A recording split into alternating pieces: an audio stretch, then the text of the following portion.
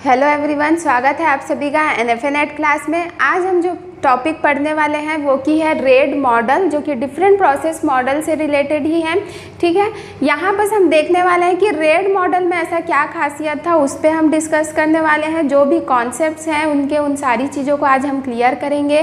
साथ ही इसके जो डायग्राम्स है, जैसे कि आप गूगल्स में बहुत सारे डायग्राम देखेंगे, सब जगह अलग अलग तरीके से बताता है, तो हम जो टेक्स्ट फॉर्मेट में पढ़े हैं उसे ही हम क्या करेंगे, डायग्राम के थ्रू देखने की कोशिश करेंगे।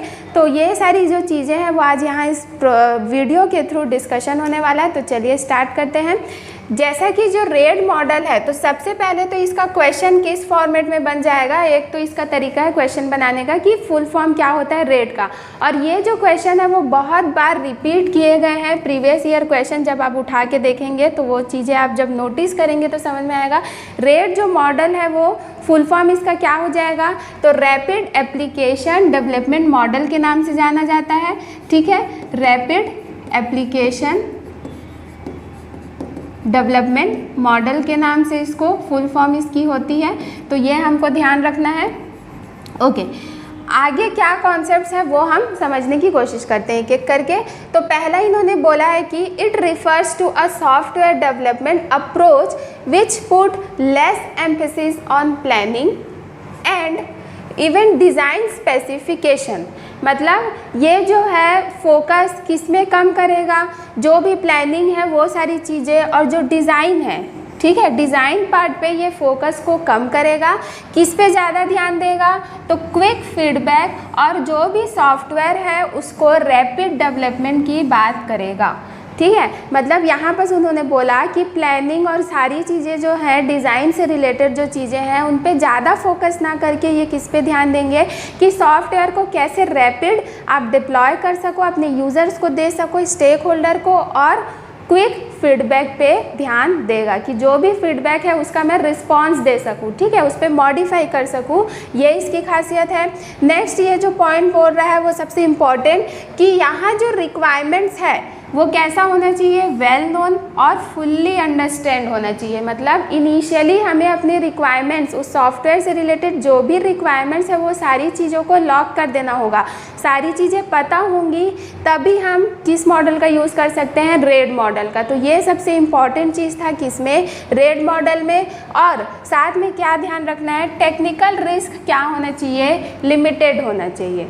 मतलब जब डेवलपर एनालाइज करेंगे कि हाँ मैं इस सॉफ्टवेयर को इस रेड मॉडल से यूज़ कर सकता हूँ कि नहीं, क्रिएट कर सकता हूँ कि नहीं, तो उनको क्या चीज़ों का ध्यान रखना पड़ेगा कि रिक्वायरमेंट्स क्या होने चाहिए, पहले से क्लियर होने चाहिए। ठीक है, फुल्ली अंडरस्टैंड होने चाहिए, और दूसरा लिमिटेड होना चाहिए क्या, रिस्क। ठीक है, अगला पॉइंट देखते हैं। When there is a necessity to make a system which modularized 2 to 3 months of period. मतलब कि जो सॉफ्टवेयर है यहाँ वो यूज़र को, स्टेक होल्डर को कितने समय में मिल जाएगा, मतलब उसका जो ड्यूरेशन है एक सॉफ्टवेयर को डिप्लॉय होने का वो है 2 to 3 months, 60 to 90 डेज़ में वो अपना जो सॉफ्टवेयर है वो क्रिएट करके अपने यूज़र्स को दे देगा। ये कौन बोलता है, रेड मॉडल, क्योंकि ये किस पे बिलीव करता है, रैपिड डेवलपमेंट में। अगला देखते हैं, a software project can be implemented using the model. This project can be broken down into small modules wherein each module can be assigned किया जाएगा independently to the separate teams। ठीक है, working कैसी होगी यहाँ, तो जो भी प्रोजेक्ट्स है उस प्रोजेक्ट को वो स्मॉल मॉड्यूल्स में पहले डिवाइड करेगा, और वो जो स्मॉल मॉड्यूल्स हैं उनको सेपरेटली अलग अलग टीम को प्रोवाइड कर दिया जाएगा, और वो टीम ही क्या करेंगी, सारी चीज़ों का अब आगे वर्किंग प्रोसेस करेंगी। मतलब उसकी डिज़ाइन क्रिएट करेंगी, उनकी कोडिंग करेगी, टेस्टिंग की जाएगी, ये सारी चीज़ें होंगी। पर हर मॉड्यूल के लिए जो सेपरेट टीम्स होंगे वो करेंगे। ठीक है, एंड एट लास्ट फिर क्या होगा, तो वो सारे मॉड्यूल्स जो होंगे उनको इकट्ठा किया जाएगा, इंटीग्रेट किया जाएगा। इंटीग्रेट करने के बाद एक टेस्ट की जाएगी जो पूरे सॉफ्टवेयर को टेस्ट होगी, और फिर क्या होगा, डिप्लॉयमेंट होगा किसका, उस सॉफ्टवेयर का। देन हमें क्या मिलेगा, फीडबैक मिलेगा। फीडबैक मिलने के बाद फिर से अगर कुछ एनहांस करना होगा तो हम फिर से प्रॉपर उस स्टेप को फॉलो कर सकते हैं। तो इसी चीज़ को हम लोग एक डायग्राम के थ्रू देखते हैं। ठीक है, एक डायग्राम क्रिएट करते हैं। तो सबसे पहले क्या होगा, तो कम्युनिकेशन होगा। कम्युनिकेशन मतलब जहाँ पर जो रिक्वायरमेंट्स हैं उन सभी की गैदरिंग होगी, जो कि पहले से हमें पता होना चाहिए। तो सबसे पहला हमारा जो स्टेप होने वाला है वो होगा कम्युनिकेशन। नेक्स्ट, कम्युनिकेशन के बाद क्या, कम्युनिकेशन के बाद प्लानिंग। प्लानिंग क्या मतलब कि उसमें जो भी डेवलपर्स होंगे वो अपनी टीम से डिसाइड करेगा कि भाई हम किस तरीके से इस सॉफ्टवेयर को क्रिएट कर सकते हैं, मतलब पहले क्या होगा, बाद में क्या होगा, और बाकी सारी चीज़ें की रिक्वायरमेंट सही तरीके से है कि नहीं, टेक्निकल रिस्क कितना होगा, ये सारी चीज़ें डिसाइड की जाएगी कहाँ, प्लानिंग फेस में।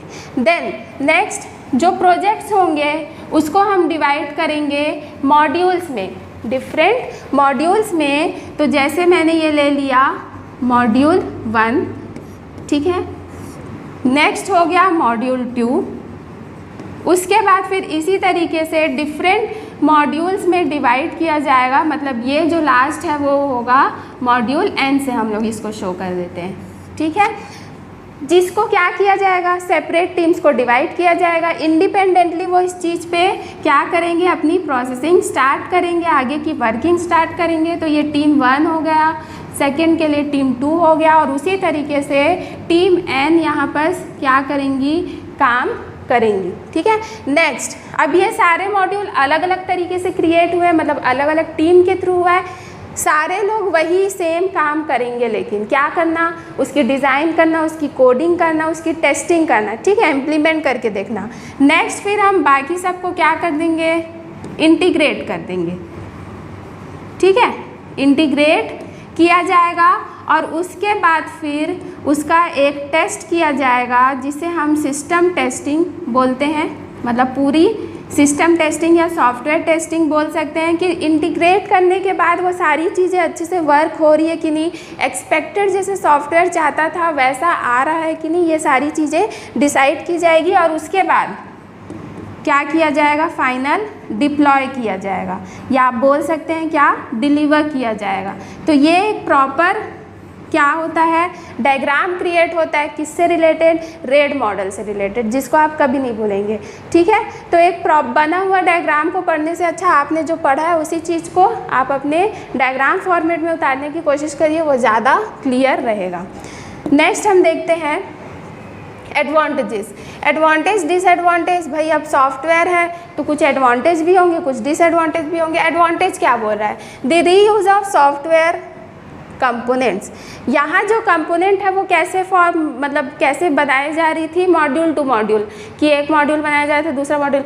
तो अगर हमें कभी आगे चल के उस चीज़ का यूज़ करना होगा तो हम इजीली उस चीज़ को यूज़ कर सकते हैं, इसलिए क्या लिखा गया है, रीयूज़ की बात की गई है। सेकेंड एडवांटेज, फ्लेक्सिबल है, जो भी चेंजेस है वो हम इजीली करवा सकते हैं। ठीक है, उसमें कोई प्रॉब्लम नहीं है। रेड मॉडल ये हमें फैसिलिटी प्रोवाइड करता है। इट रिड्यूस डेवलपमेंट टाइम, जैसे कि इसने बोला, ये बिलीव करता है कि सॉफ्टवेयर को रैपिड से रैपिड, जल्दी से जल्दी डिलीवर कर सके अपने यूज़र तक। ठीक है, तो मतलब कि ये जो बनाने का प्रोसेस था उसके टाइम को क्या कर दिया गया, रिड्यूस कर दिया गया, डेवलपमेंट टाइम को रिड्यूस कर दिया गया। डिसएडवांटेज क्या बोल रहा है, on the high technical risk it is not suitable. जैसे कि हमने पहले भी पढ़ा कि टेक्निकल रिस्क क्या होना चाहिए, लिमिटेड, अगर हाई होगा तो फिर अलाउ नहीं है। कौन, रेड मॉडल। ठीक है, can not use for smaller projects, भाई अब स्मॉल प्रोजेक्ट्स होंगे तो उसको हम मॉड्यूल में डिवाइड करेंगे और फिर बनाएंगे तो टाइम तो ज़्यादा लगेगा ना, क्या मतलब उस चीज़ को पार्ट में डिवाइड करने का। इसलिए रेड मॉडल क्या बिलीव करता है, ये सुइटेबल रहता है किसके लिए, लार्ज प्रोजेक्ट्स के लिए। जैसे कि एजाइल मॉडल होता है, ठीक है, एजाइल मॉडल जैसे होता है वैसी ये भी बिलीव करता है। All software is not compatible with red. अब ये भी डिपेंड करता है कि सारे सॉफ्टवेयर को हम रेड मॉडल से ही बना लें, ऐसा नहीं हो सकता, सुइटेबल नहीं है। तो जिस सॉफ्टवेयर के लिए, जैसे हम SDLC में भी पढ़ते हैं कि हमारा जो सॉफ्टवेयर क्रिएट करने के लिए जो हम सेलेक्ट करते हैं कि हम क्या प्रोसेस मॉडल यूज़ करने वाले हैं उस पर भी डिपेंड करता है हमारा कॉस्ट, हमारा टाइम, ये सारी चीज़ें डिपेंड करती है। तो जिस सॉफ्टवेयर के लिए जो प्रोसेस मॉडल सूटेबल है उसे ही हमें यूज़ करना होगा। तो आज ये जो हमने देखा वो क्या था, रेड मॉडल से रिलेटेड था। आई होप आपको आज के सारे कॉन्सेप्ट क्लियर हुए होंगे। इससे रिलेटेड PYQs क्वेश्चन आप देखने के लिए हमारे प्लेलिस्ट में जा सकते हैं, उसका लिंक आपको आई बटन में शो कर दिया जाएगा, डिस्क्रिप्शन में भी रहेगा। तो आज के लिए शुक्रिया।